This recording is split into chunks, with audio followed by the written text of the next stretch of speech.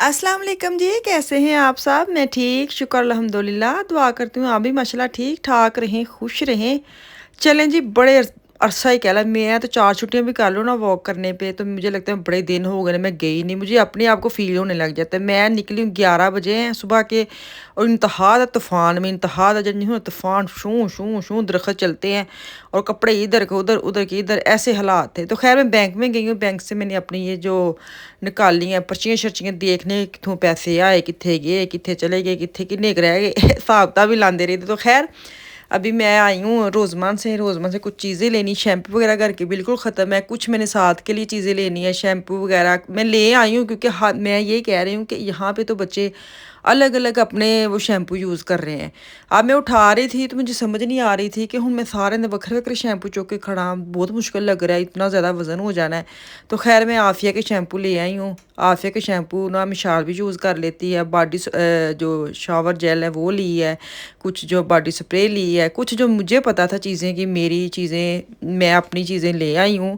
बाकी बच्चे जो है ना, मैं यही सोच रही थी कि मैं ऐसे इतना वज़न उठाऊँ, फिर भी करदे करांदियां ना काफ़ी चीज़ां ਜਿਹੜੀਆਂ मैं चुक लियांदियां ने, देखूँगी कौन सी अंदर रखनी है, कौन सी घर में रहने दूँगी। तो अच्छा, आपके पास अगर ऐप है ना रोज़मान का, तो उसके साथ बहुत ज़्यादा आपको सहूलत मिलती है। मेरा ऐप जो है ना, मैं बहुत इंज दे कम्मां च डंडी मारनी है, वो काउंटर पे जाती हूँ तो वो कहती होती थी कि आपके पास ऐप है, तो मैं मोबाइल निकालने के चक्कर में ना कहने नहीं, नहीं मेरे को नहीं है। अब मैं क्या करती हूँ, बड़ी सियानी हो गई हूँ। अब मैं ये करती हूँ, हाँ मेरे पास है, मैं एक्स्ट्रा उसका स्कैन करवाती हूँ, और आप यकीन करें मैं आपको आगे जाके दिखाती हूँ कितनी बचत ਹੁੰਦੀ है चीज़ों की। ਤੁਸੀਂ मतलब सुस्ती कर ਦਿੰਦੇ हो कि ਹੁਣ मैं की मोबाइल कड्ढना है, की मैं स्कैन करना है, तो पीछे इतना रश लगा ਹੁੰਦਾ है। मुझे ये भी बड़ा होता है ना कि इतना रश लगा था, मेरे लिए कोई खड़ा होगा तो चलो मैं कह देती हूँ कि नहीं है ना। लेकिन अब नहीं मैं करती, जब से मुझे पता लगा ना कि इतना फ़र्क प्राइस में आता है, हूँ नहीं मैं करती। ख़ैर यहाँ से ना मेरी बेस जो है ना वो मैं लगाती हूँ मैक की, तो वो हो गई है तकरीबन ख़त्म ना। तो मैं कह रही थी कि मैं जाने के लिए ना ऐसी ले लूँ जो डेली बेस पे यूज़ हो जाए, क्योंकि मैक की मैं वो होती है इतनी महंगी वाली वो आम रूटीन पे तो आप नहीं ना वो यूज़ कर सकते, शादी वगैरह पे कर सकते हैं। तो मैं वो देखने आई थी कि मैं वो भी लेके जाऊँगी साथ, सारी गल है। ते मुझे ये सब पूछ रही हैं कि आप पाकिस्तान में क्या लेने जा रही हैं? मैं पाकिस्तान में शादी पे जा रही हूँ। शादी है मेरे भांजे की, शायद मैंने पहले भी बताया था, लेकिन फिर भी उसके मैसेज स्टिल आ रहे हैं कि क्या लेने जा रही हैं? क्यों जा रही हैं? सब क्यों जा रहे हैं? पहले आप अकेली गई थी, भाई भी अकेले गए थे, अब सब जा रहे हैं। तो बच्चों को लेके जा रही हूँ शादी पे, ताकि बच्चे पाकिस्तानी शादी जी ना वो भी इंजॉय करन, उन्होंने पता लगे उत्थे दे की सिस्टम ने, की रूल ने। इत्थे तो चलो पता होंदा है फैमिली च जाना है, हाल च जाना है, हाल चों बच्चे ने वापस आ जाना है। वहाँ पे भी अब हाल का ही सिस्टम है, उधर भी कोई ऐसा नहीं है, लेकिन फिर भी घरों में प्रोग्राम होते रहते हैं, वो बच्चे सारा देखें, अपना कल्चर देखें। बच्चों को ये दिखाना भी चाहिए, मिलना मिलाना चाहिए अपनी फैमिली नाल, क्योंकि इधर तो ददयाल सारे हैं।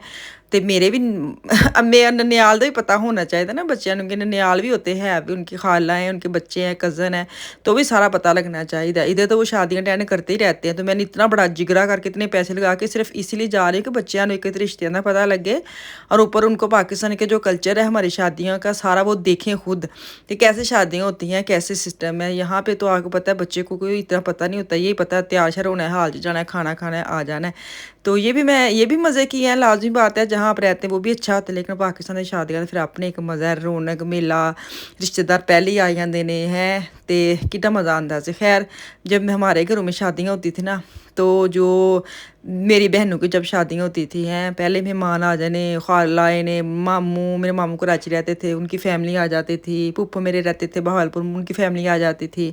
कोई रौनक मेला होंदा सी, सुबह उठते ही नाश्ते की आवाज़ें सब घरों में लगानी कि नाश्ता कर लें। सारे माशाल्लाह 6-7 हमारे घर थे, अभी भी हैं।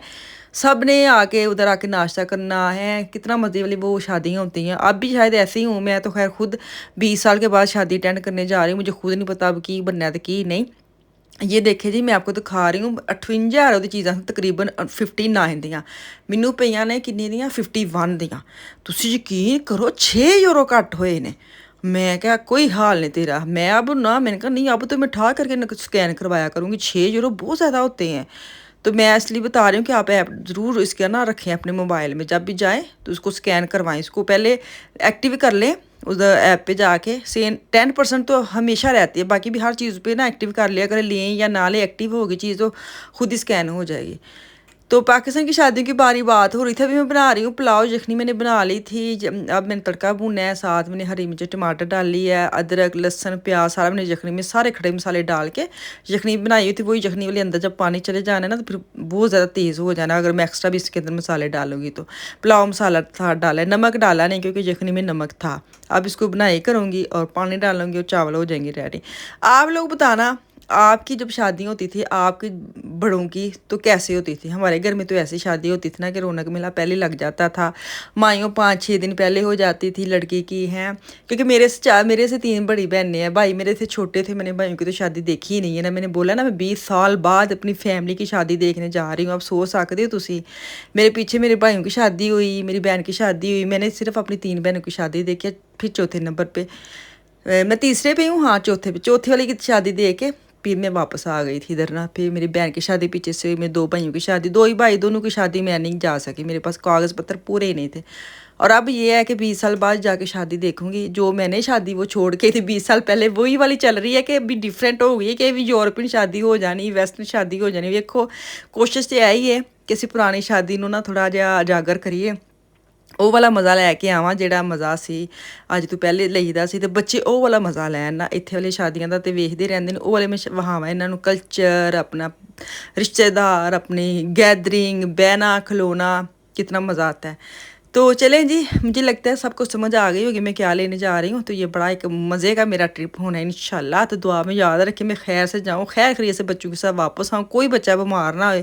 सब तो ਜ਼ਰੂਰੀ ਜਿਹੜੀ ਦੁਆ ਹੈ ਉਹ ਇਹ ਕਰਿਓ ਕਿ ਜਿਹੇ ਬੱਚੇ ਜਾਣ ਉਂਝ ਵਾਪਸ ਆ ਜਾਣ। ਉੱਥੇ ਬੱਚਿਆਂ ਦਾ ਇੱਕ ਦਾ ਵੀ पेट ख़राब हो जाए ना तो फिर ये बारी बारी सबका होना शुरू हो जाता है और फिर माँ बाप ना उसी में रह जाते हैं। सारा वो जो प्रोग्राम पे जिस पे जाना है ना, मुझे ये कि हमारी वजह से किसी और का जो मज़ा है या प्रोग्राम ख़राब ना हो। बस ये पता हम लोग चाहते हैं हमारा बच्चा कोई बीमार हो तो सारे का ध्यान फिर उस पर चले जाता है। तो यही होता है कि वो आए हैं बच्चे ठीक से आए ठीक। मेरी अम्मी बड़ों को तो ये होता है ना, आए ने खैर ना वापस जाए, खैर ना वापस जाए। इन्ना हादसा होता है थानू आए ने खैर ना वापस जान, कुछ नहीं होता मैंने कहा। लेकिन फिर भी उनको भी टेंशन होती है, मुझे और ज़्यादा होने लग जाती है कि मेरी वजह तो सारे डिस्टर्ब ना हो बच्चों की वजह तो खैर दुआ करें जो मकसद लिए चलने हैं सानू खूब मज़ा आए, असं खूब इंजॉय करें। विटामिन सी का स्क्रब इसकी बहुत अच्छा है, ये 2 की पैकेट होती है।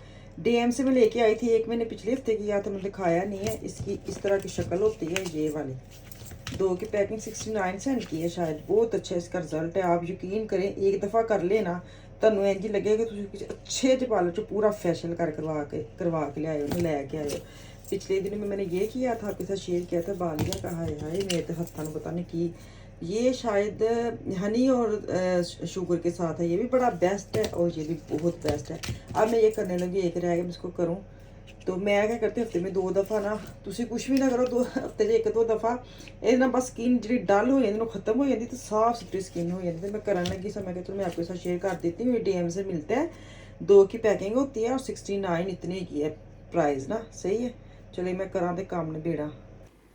चलें जी, दम मैंने लगा के चले गई थी। स्क्रब मैंने इसको मास्क को फेस पे लगाया था 5 से 6 मिनट, फिर इसको ड्राई किया, फिर पानी लगा के हाथों को उसको मसाज किया। आहा हा, स्किन हो गई दूध मक्खन मलाई वर्गी तो आप भी करके देखना। तो अब मैंने दम पोट लिया, आके मैंने देखा पुलाव हो गया रेडी, चटनी बन गई, सैलड भी बना लिया सी। पता नहीं क्यों अज मेरा रात में दिल करन कि मैं खाना है वाला बनावा।